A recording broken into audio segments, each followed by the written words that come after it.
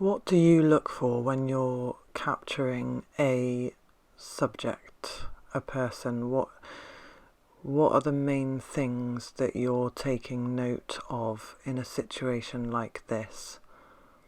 This was kind of the end of the day of one of our long shoots, and I can really tell by watching the footage back that I have had enough at this point. You can see it's just written all over my face. Yeah, it gets to a point. We'd been shooting for a few hours, and although the light was beautiful, I was just very tired with everything that's going on, trying to sell the boat, and we've just lost our buyer, and we're on the way to the survey, and we've had to stop and turn the boat round. It's just one of those stressful times, and just trying to rise above the stress and keep the faith and believe that everything's happening perfectly.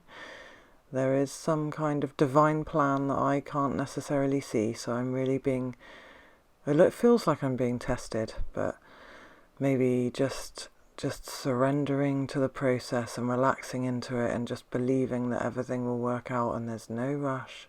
Sometimes in these scenarios is the best thing to just relax and just let nature take its course and try and go with the flow. But at times it has been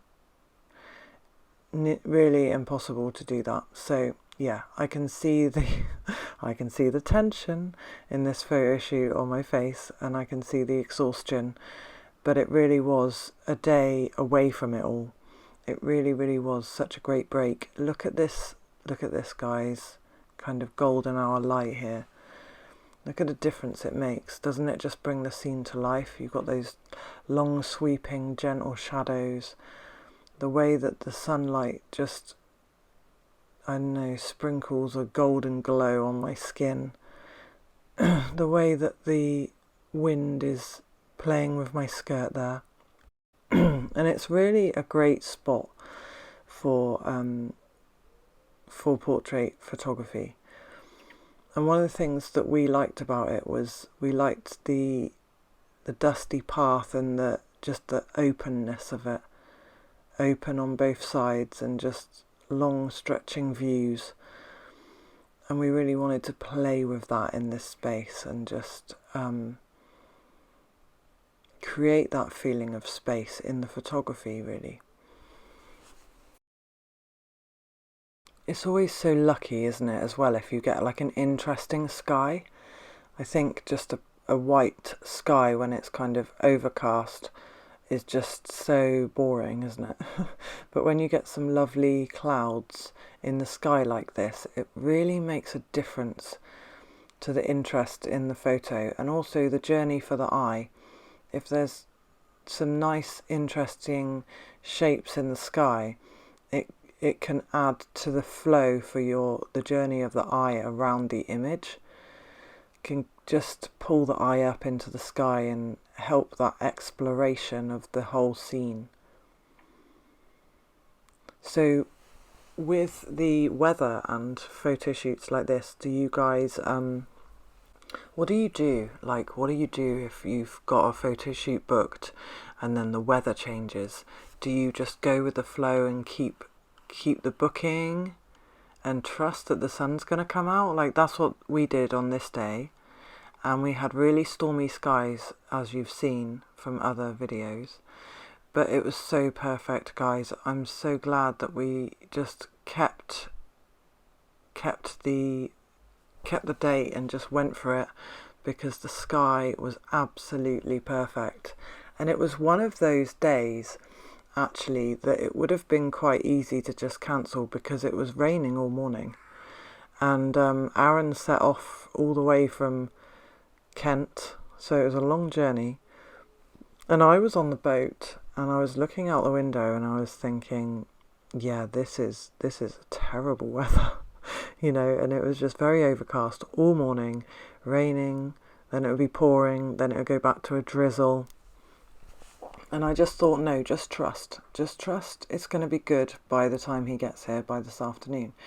And then about an hour before he was arriving, I saw a tiny glimpse of blue sky, And I couldn't believe it. I looked out and I went outside the boat and there was a bit more blue sky, you know, and I was like, do you know what? We might just be okay here. And I think we were just down for creating whatever we could anyway.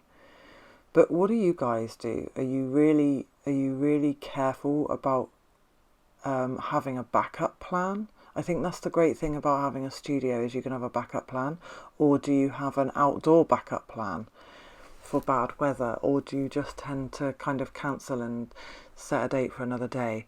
Or, like me, do you say a prayer, trust that the sun's going to come out, and just go with the flow anyway? I once did a wedding shoot in a park, and it was raining, and we just grabbed this umbrella and we just went and did the photos anyway. And the bride and groom were like really just down for a laugh. And the photos were lovely because I was shooting through the rain and it just was so atmospheric, and they were laughing. They had a real sense of humour about it. And it was really, really atmospheric. So sometimes the weather can impact a photo shoot in ways that we wouldn't necessarily believe, you know, would happen. What's come to my mind is that Taylor Swift's tour, or one of her shows, it rained. Did you see that? And it just absolutely poured down, and the show went on, you know. And she just embraced it and made it part of it and made it fun. And if we can find ways to enhance a photo shoot in bad weather, it's brilliant, because there's nothing worse than having to cancel a shoot or reschedule something. It's so annoying, isn't it, when you've got... I remember when I was really busy with photo shoots, I'd have various outdoor location shoots down on the calendar, and then if it was bad weather coming, I'd have to rearrange, and sometimes it got to be a lot of rescheduling, so then you're left with gaps and then lots all at once, you know, and you can never really guarantee it. But if there's a way to like have a backup plan, like I said, the umbrellas, or what I've used in the past is like these derelict buildings, like an old barn or something outdoors, so you're still outside, you're still out on location, you're still doing something creative like this, but you're in a building, so you're not getting soaking wet. And also, I've mentioned it before, on days where the light is really flat, getting inside a derelict building with light coming through the window can break the light up and make some interesting directional lighting. If it's a flat light day, like overcast and horrible, I've used that a few times in the past and it's been really successful.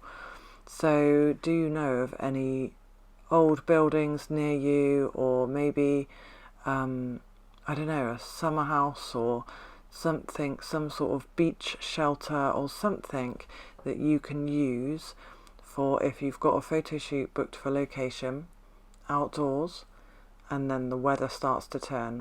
What is it that you've got in your area that you can say to your clients, oh, there is another option, we could keep going and use this, and then just come outside if the weather does cheer up, you know? It's always good to think along the creative lines. And yeah, as I step back into doing more location shoots, I'm looking around my local area and just doing just that, just finding these little backup plans. Thanks for staying with me, guys. It's I'm certainly going to enjoy looking back on this time in my life and appreciating, you know, that I got through it. I'm really looking forward to that point of being on the other side of some of this, you know. Cheers, guys. I'll see you soon. Bye.